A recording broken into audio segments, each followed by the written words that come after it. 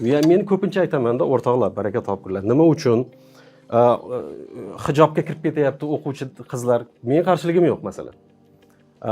Lekin siz jiddiy ta'lim tizimini qo'yib, haqiqiy ishlaydigan ta'lim tizimini qo'yib, bolalarga yuklama berib ko'ringchi, o'ylarmikin bunaqa narsalar? Yo'q bunaqa yuklama. Bizlarning ta'limning eng asosiy vazifasi O'zbekistondagi deylik 10 million kuchga to'lgan yoshlar qatlamini soat ertalabki 9 dan 5 gacha tinch ushlab turish. Tamom, boshqa narsa yo'q. Shuning uchun ta'limning o'zida muammo bo'lganligi uchun bu ta'limni boshqarayotgan odamlardan diniy ta'limni so'rab bo'lmaydi.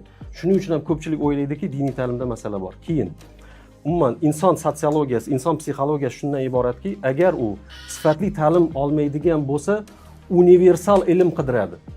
Universal ilm qidiradi. Men faqat shuni o'qitsam, u ham tarbiyali bo'lsin, ham omadli bo'lsin, ham jannatga kirsin deydi. Bu nima bu diniy ta'lim bu. Oddiy o'qimagan ota-ona uchun universal ta'lim kerak.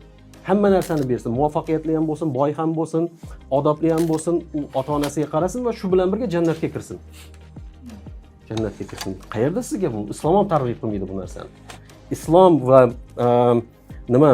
ratsionallik bir-biriga qarshimi desam men yo'q degan bo'lardim. Albatta menga e'tiroz bo'ladi bu masalalar bo'yicha.